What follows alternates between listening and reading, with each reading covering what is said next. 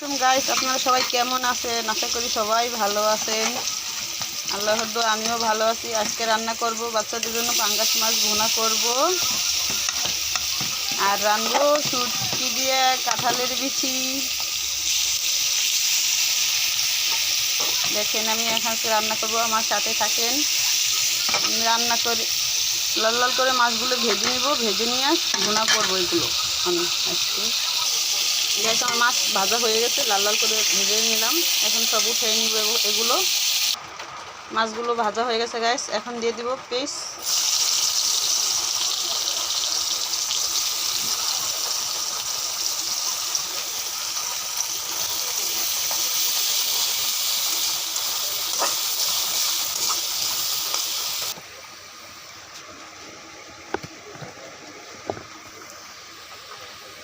আদা রসুন দিয়ে দিলাম এখন।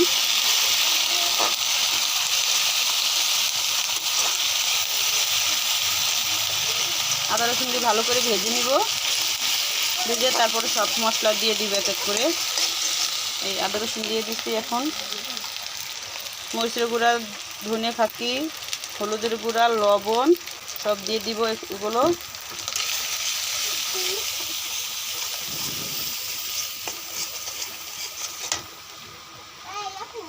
তারপর একটু পানি দিব সামান্য কষানোর জন্য।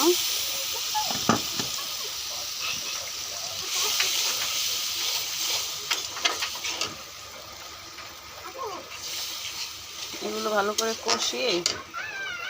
আম্মু, হ্যাঁ, পেঁয়া খাবা? এই কড়া করে পেঁয়া দিয়ে পারছো না? কে? তুই আমি খাবো না।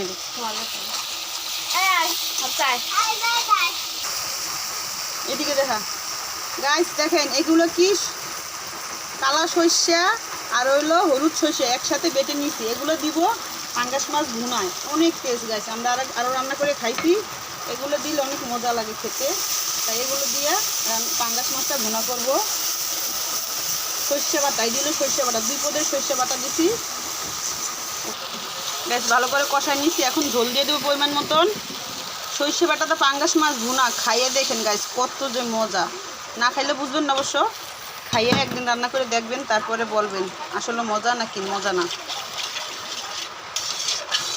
মানে এগুলো বলো ফুটলে, সুন্দর করে ফুটলে মাছগুলো দিয়ে দিব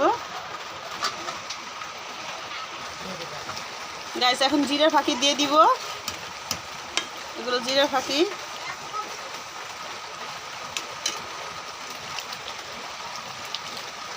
তারপরে ধনে পাতা, এগুলো ডিপে ছিল আমার, সব ডিপে রেখে দিই সবসময়, এর জন্য ডিপের থেকে বের করে দিলাম।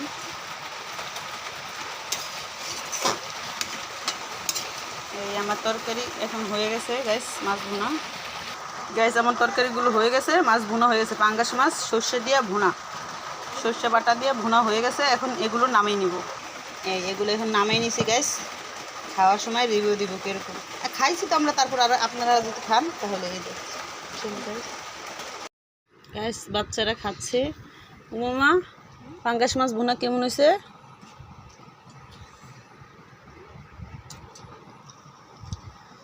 সর্ষে পাতাতে রান্না করছে না, আরেকদিন তো রাঁধছিলাম। হ্যাঁ, কেন মজা হয়েছে না? হ্যাঁ হ্যাঁ, খাও, আমি বেশি করে খাও। আপুর ডাক দাও। আপু, আপু আয় না, দাও।